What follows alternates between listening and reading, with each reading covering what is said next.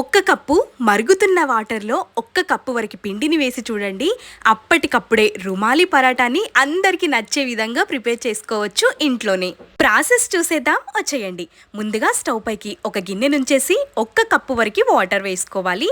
రుచికి సరిపడా సాల్ట్, ఒక స్పూన్ వరకు చక్కెరని కూడా వేసుకొని చక్కెర కరిగేంత వరకు వాటర్ని మరగనివ్వాలి.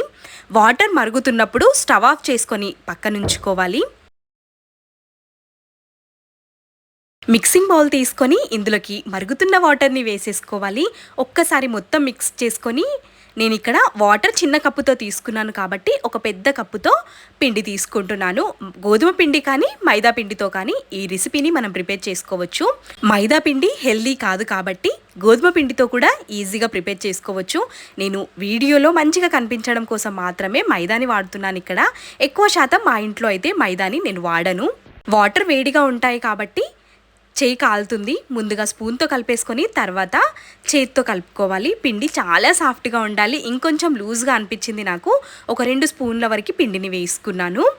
పిండి వేసుకొని ఈ విధంగా చపాతీ ముద్ద కంటే కూడా సాఫ్ట్గా ఉండే విధంగా పిండిని తడుపుకోవాలి. ఇప్పుడు పైనుంచి ఒక స్పూన్ వరకు ఆయిల్ వేసుకొని మొత్తం స్ప్రెడ్ చేసుకొని పిండి తడి ఆరకుండా ఉండడం కోసం మూతని కవర్ చేసి ఒక 5 నిమిషాలు పక్కన ఉంచుకోవాలి.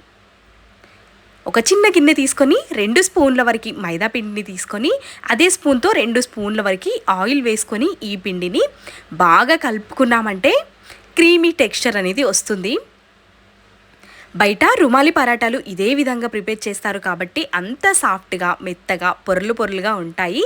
ఈ విధంగా చూస్తున్నారు కదా, క్రీమీ టెక్స్చర్ వచ్చే విధంగా ఆయిల్ కొంచెం తగ్గినట్టుగా అనిపిస్తే ఇంకొంచెం ఆయిల్ వేసుకొని కూడా ఈ విధంగా కలుపుకొని తీసుకోవాలి.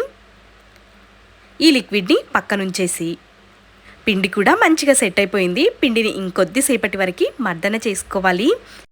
అచ్చం ఇదే విధంగా గోధుమ పిండితో ప్రిపేర్ చేసుకున్న కాస్త డిఫరెంట్గా ఉంటుంది కానీ రుచి మాత్రం ఏమాత్రం తగ్గదు, చాలా బాగుంటుంది. ఈ విధంగా మొత్తం మిక్స్ చేసేసుకొని ఇందులో నుంచి కొంత పిండిని తీసుకొని ఇక్కడ నేను చూపిస్తున్న విధంగా పైనుంచి కిందికి అనుకుంటూ ఈ విధంగా రోల్ చేసుకోవాలి. ఇప్పుడు పొడి పిండి సహాయంతో ఫ్లోర్ పైనే ఈ పరాటాలని మనం ప్రిపేర్ చేసుకోవాలి. ముందుగా చపాతీ చేసినట్టుగా పొడి పిండితో వీలైనంత పల్చగా చపాతీని ప్రిపేర్ చేసుకోవాలి.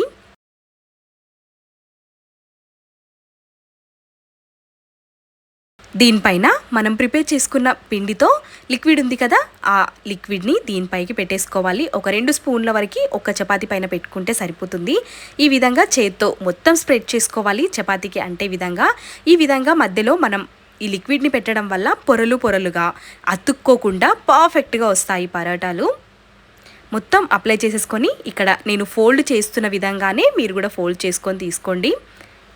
పైన కూడా కొంచెం లిక్విడ్ని అప్లై చేసుకొని 2 సైడ్స్కి కూడా ఒక ప్యాకెట్ లాగా ప్రిపేర్ చేసుకోవాలి. ఫోల్డ్ చేసేసుకొని ఆయిల్తో కానీ పొడి పిండి సహాయంతో కానీ పరాటా లాగా మనం ప్రిపేర్ చేసుకోవాలి.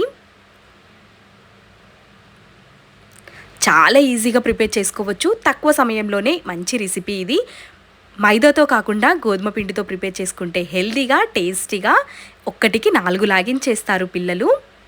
విధంగా మరీ పల్చగా కాకుండా మరీ మందంగా కాకుండా నార్మల్ సైజులో ఉండే విధంగా పరాటాలని ప్రిపేర్ చేసుకోవాలి. ఈ విధంగా ప్రిపేర్ చేస్తున్నప్పుడు మరీ ఎక్కువగా రుద్దకుండా, మరీ పల్చగా కాకుండా మరీ మందంగా కాకుండా నార్మల్ సైజులో ఉండే విధంగా ప్రిపేర్ చేసుకొని తీసుకోవాలి.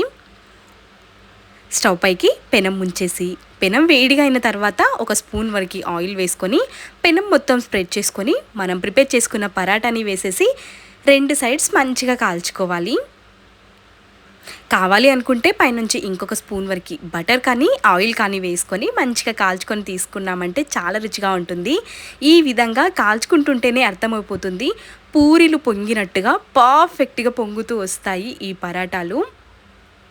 చూడడానికే కాదు తినడానికి కూడా చాలా చాలా బాగుంటాయి. ఒక్కటి తిన్నారంటే ఒక్కటితో అస్సలు ఆగరు, అంత బాగుంటాయి. చూస్తుంటేనే అర్థమవుతుంది కదా. అన్నిటినీ ఇదే విధంగా కాల్ చేసుకొని ఏ కర్రీతో సర్వ్ చేసుకున్నా సూపర్ టేస్టీగా ఉంటాయి. చికెన్ మటన్లోకైతే చాలా చాలా బాగుంటుంది ఈ పరాటా. తప్పకుండా ఈ పరాటాని ట్రై చేయండి. మైదా పిండి హెల్దీ కాదు అనుకుంటే గోధుమ పిండితో ట్రై చేసి మీకు ఎలా కుదిరిందో మీ వాల్యుబుల్ ఫీడ్బ్యాక్ని కమెంట్ సెక్షన్లో తెలియజేయండి. ఇలాంటి మరెన్నో రెసిపీస్ మన ఛానల్లో ఉన్నాయి. అను కేఆర్ వ్లాగ్స్ ఛానల్కి విజిట్ అవ్వండి. Thanks for watching. ఇలాంటి మరెన్నో రెసిపీస్ చూస్తూనే ఉండండి. Bye bye.